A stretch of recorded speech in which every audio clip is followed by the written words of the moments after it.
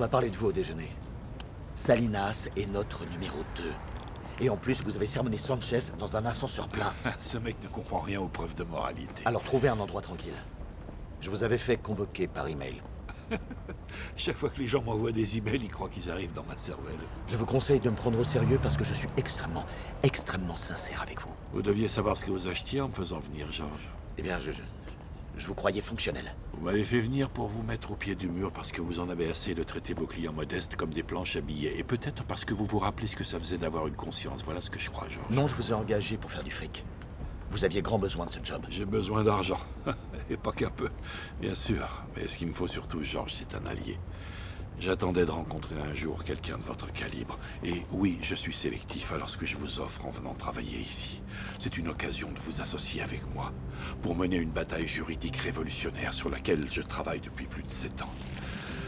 Dans cette mallette se trouve sans aucun doute le plus important mémoire de l'histoire légale moderne. Un immense défi fédéral qui pourrait entraîner rien moins qu'une ère nouvelle de réforme sociale dans le monde, je le dis avec une absolue compétence.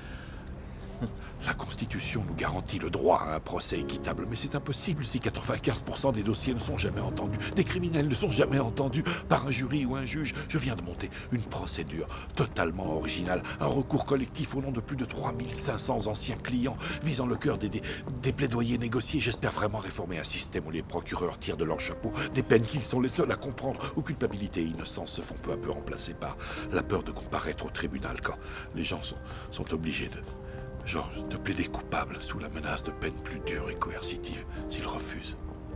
C'est un job pour une légende ou un homme qui veut en devenir une. Il faut que je vous montre ça. Non, arrêtez, laissez tomber. Roman, ça suffit. Ne pas protester. C'est pour les gens ordinaires. Nous sommes des agents du changement, George, tous les deux. Mais je n'ai pas assez de ressources pour finir ça à moi tout seul. Mais avec votre assistance, j'ai plus que la certitude que nous pourrons finir ça et le soumettre tous les deux comme partenaires. Et ce sera révolutionnaire, une action de groupe bâtie sur des précédents et des procédures et toutes sortes de preuves. Le poids de la preuve, on peut y arriver, George. Est-ce que vous voulez de ce job ou pas? Oui ou non? Alors arrêtez de vous en prendre à tout le monde. Vous allez vous en tenir à vos clients et à vos mémorandums, à rien d'autre, quelles que soient les circonstances. Si vous avez des opinions impérieuses à partager, faites-le avec moi. Et ne revenez pas sans costume.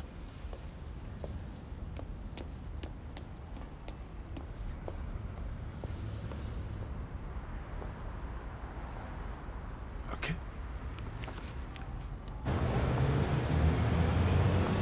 Oui, je viens de le voir au parloir. J'arrive dans 20 minutes.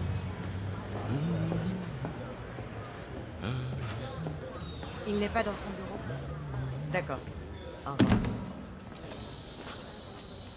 Permis de conduire et carte du barreau de Californie. Voilà. Je viens voir Darrell Ellerby. Comment il vous traite? Vous avez besoin de quelque chose? J'ai besoin de sortir d'ici. Vous comprenez les charges? Ouais. Ils veulent m'enterrer. Bon, à partir de maintenant, tout ce qu'on va se dire sera strictement confidentiel.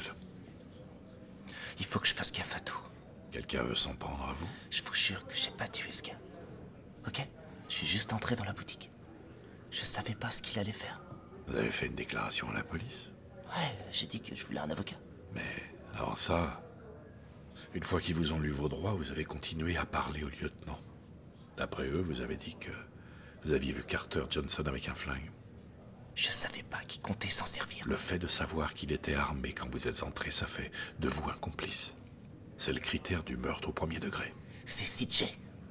C'est CJ qui a tué ce gars. Je sais, j'étais là. Je jure que je témoignerai si vous me faites libérer. Ils vous relâcheront pas. L'affaire est trop grave, les charges sont bien trop lourdes. Je peux demander au procureur ce qu'il offrirait en échange de votre témoignage. La conditionnelle. Le mieux que vous puissiez espérer, c'est une réduction de peine pour meurtre au deuxième degré.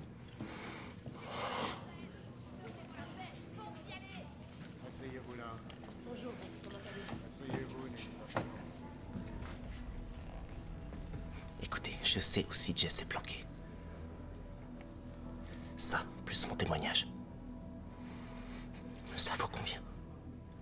Un paquet. Un doublé, ça aurait énormément de poids. Mais vous connaissez les risques. Vous assumez ça? Ah, ouais. Il faut que je bénéficie du programme de protection des témoins. C'est ce que vous voulez faire? Non, c'est pas ce que je veux. Mais je le ferai.